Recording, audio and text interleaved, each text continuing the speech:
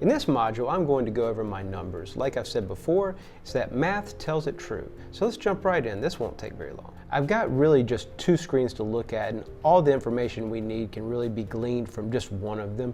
But the first is all the payments I have received thus far, predominantly from Chumba and also from Pulsz. What we're looking at is where I went into my bank statements online and just cut and paste every single deposit from the casinos.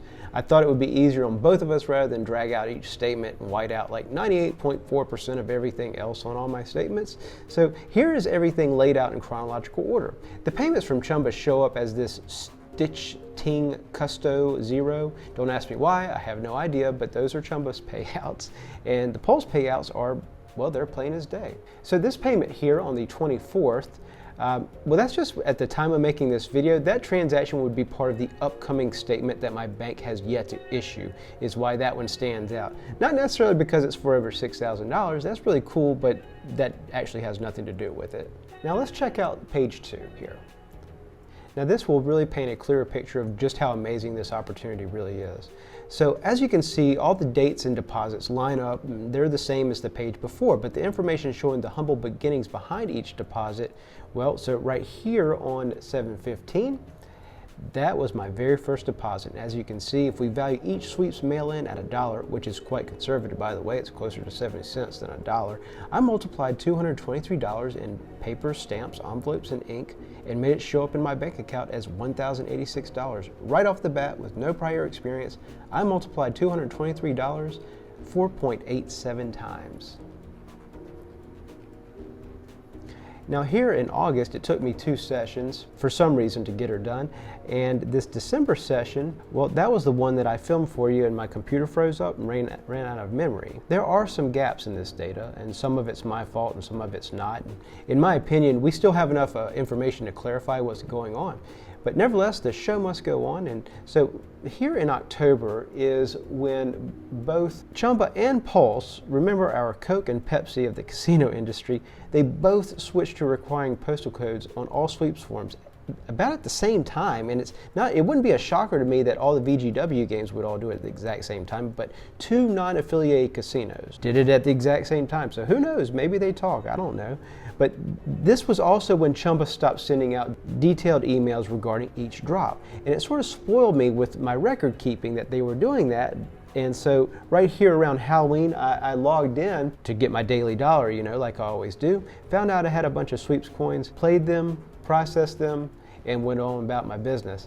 But it was much later when I realized that, well, actually when I filmed the big session here, that I realized that they stopped doing emails. Turns out that they have a purchase and prize history page in the menu section, which we went over that. However, upon looking at it a bit closer, it only goes back 2 weeks. So, oh, come on, fit in there. There we go. So if you need more information, I mean, all you gotta do is contact them and they'll make it happen is all. But that's a transition that we had to adjust to. So let's check out Pulsz for a minute. And I don't have as much activity built up with Pulsz, not knowing that both, Chumba or Pulsz were going to do this postal request code thing. By coincidence, I just started doing Pulsz sweeps forms because I heard that Pulsz was a cool casino and I wanted more money more often. And when both casinos implemented the postal request codes at the same time, well, it was sheer luck really that I noticed we could get twice as much done in the same amount of time, because I just happened to have both casinos opened up on separate tabs on my computer at the same time and just had this sort of aha moment. So I passed that on to you. But anyway, Pulsz accounting is weird, but it's improving. They do send emails, although I am unable to locate enough emails to correlate with the sweeps coins that they issued to me. And I do believe that I also got some of my mail-ins tossed out when they transitioned to postal codes. They weren't likely as forgiving as Chumba when I was putting the same postal code on sweeps form after sweeps form after sweeps form. But nevertheless, let's look at what I've got. So here on 10/20, I'm quite sure that's when I won the $100 with the Amazing Money Machine game. And here on November, I can't find any, or enough rather, emails regarding these sweeps coins drops. This December entry happens to be the one that I filmed for you in our previous module. But with all this data, even with the gaps, we can see that I am consistently quadrupling my money and then some. I mean, I did that right out of the gate and I haven't looked back. If we notice of late here, I'm consistently quintupling my money. So what changed? I'd say it was my mindset. I came into this knowing that I was going to lose a little bit, and I use quotations around lose because based on our initial investment, even if we lose hundreds or even thousands of dollars, actually we still multiplied our money. Having said that, there's a tremendous difference between doubling our money or tripling it, right? Well, of course the same would go with quadrupling versus quintupling our money consistently. So my mindset was, why can't I win? Why should I play just to not lose too much? Why can't I come out with even more sweeps coins than were issued to me on the drop? So the drop is already a quintupling of my investment.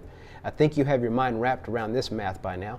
So the adjustments I've recently made, which looks to be working out, are that I haven't played any slots games. So on Pulsz, I played Texas Hold'em, and on Chumba, I only play blackjack, and tried out this other version of blackjack that allows you to do multiple hands at the same time. I'll kind of show you how that works here.